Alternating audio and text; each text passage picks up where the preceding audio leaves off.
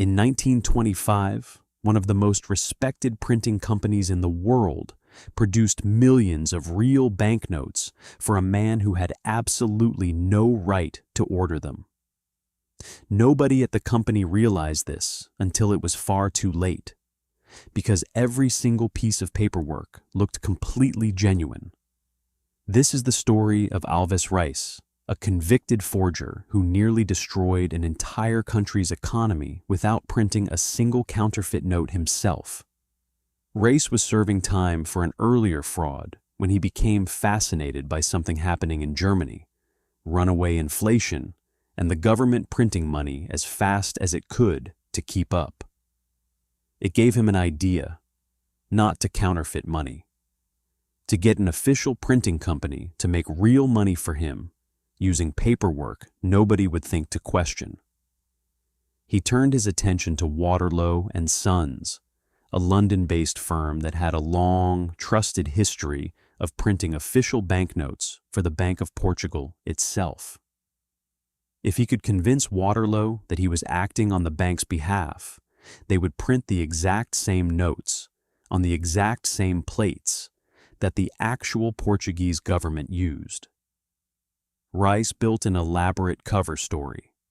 He recruited associates who posed as representatives of the Bank of Portugal and constructed a scheme involving a supposedly secret, confidential mission: an unofficial loan of currency meant to quietly support Portugal's colony in Angola. Confidentiality was the key. It meant Waterloo shouldn't contact the Bank of Portugal directly to confirm anything, because the entire operation was framed as top secret.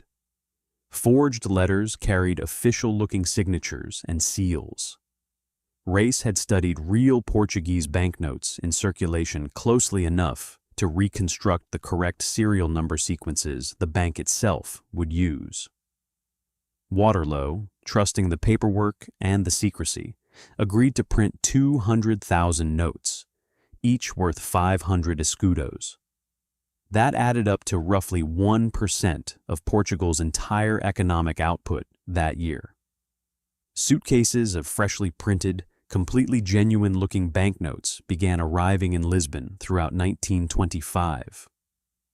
Reis funneled them into circulation carefully, not by spending lavishly all at once, but by opening accounts in banks across multiple cities, depositing the new notes, and quietly withdrawing older, already circulating currency in exchange.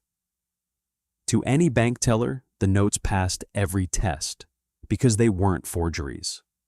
They were real money printed by the same company on the same plates that made all the other real money in Portugal. Reis got rich fast. He bought a mansion in Lisbon with a safe built into the library. He invested in real estate and colonial companies. He founded his own bank.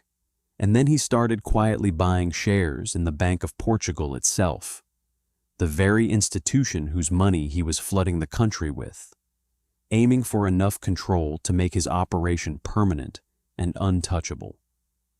For most of 1925, nobody suspected a thing because there was nothing to suspect.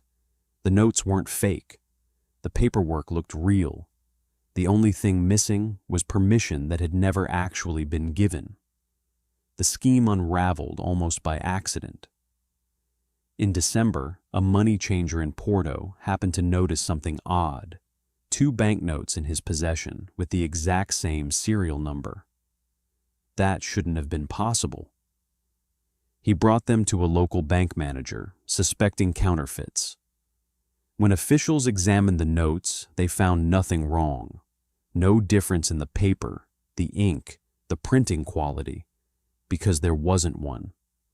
It was only after painstaking, frustrating investigation that they confirmed what should have been impossible: duplicate serial numbers, meaning far more notes were in circulation than the Bank of Portugal had ever authorized. The fraud became public in December of 1925. The Bank of Portugal ordered every 500 escudo note pulled from circulation within 20 days. The escudo's value collapsed. Public trust in the government cratered.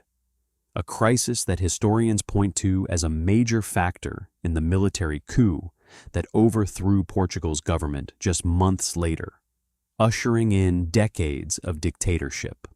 Waterloo and Sons, the printing company that had unknowingly manufactured the fraud, never fully recovered its reputation and was eventually sold off entirely. Alves Reis was arrested, tried, and imprisoned. But by then, the damage to Portugal's financial system and its political future was already done. The notes were never fake. The plates were never fake. The company was completely real, and so was every bill they printed.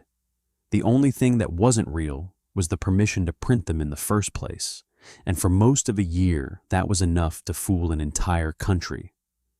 If a piece of paper with the right seal and the right signature landed on your desk, and you were told not to ask questions, would you have asked anyway?